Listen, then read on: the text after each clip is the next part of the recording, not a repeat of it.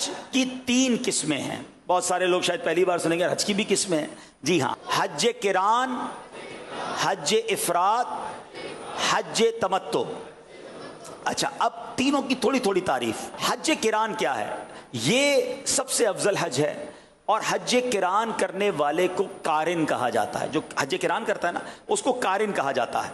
अच्छा, ये उम्रे और हज दोनों का एहराम एक साथ बांधा जाता है। यानी यूं समझ लें, आसान लफ्जों में उम्रा और हज मिलाकर किया जाता है। आप एहराम जब बांधेंगे घर से जाते हुए, तो एहराम बांधेंगे कि उम्रे का भी एहराम बांध रहा हूं, हज का भी एहराम बांध रहा हूं। और अब ये एहराम खुलेगा हज के बाद।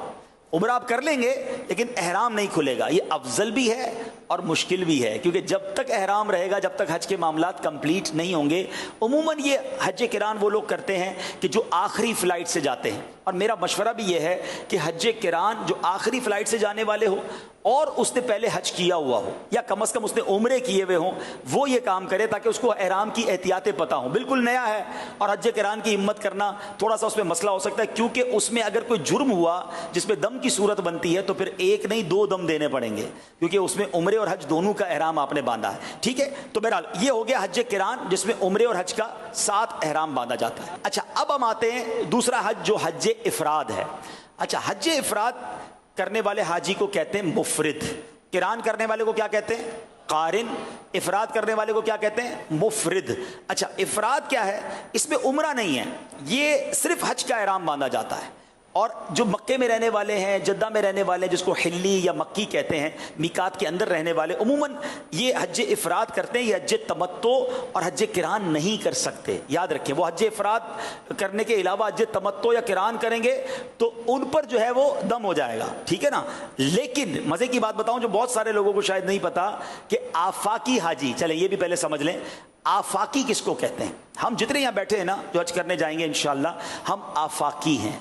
आफाकी उसको कहते हैं जो मीकात के बाहर रहता हो। जद्दा में रहने वाला आफाकी नहीं है, वो मीकात के अंदर रहने वाला, उसको हिल्ली कहते हैं। और जनाब मदीना शरीफ में रहने वाला, चूंकि मीकात के बाहर मदीना है, वो भी आफाकी है। पाकिस्तान में रहने वाला भी आफाकी, हिंदुस्तान में रहने वाला आफाकी, बांग्लादेश में रहने वाले, यूके यूरोप में, यानी हुदूद मीकात के बाहर जितने भी लोग हैं वो कौन है? आफाकी हैं। अच्छा, आफाकी हाजी को फ़ायदा ये है कि वो तीनों किस्म का हज कर सकता है।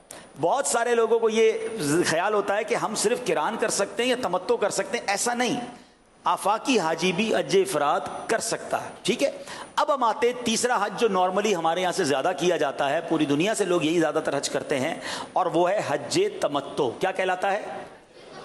हज तमत्तो। और हज तमत्तो करने वाले हाजी को मुतमत्ते कहते हैं। ठीक है, ये हज कैसे होता है कि ये पहले उम्रे का एहराम हम बांधेंगे, वहाँ जाके उम्रा करेंगे, उम्रा करने के बाद एहराम उतर जाएगा, सुकून से मक्के में अपने मामलात से गुजारते रहें, तवाफ़ करते रहें, इबादत करते रहें।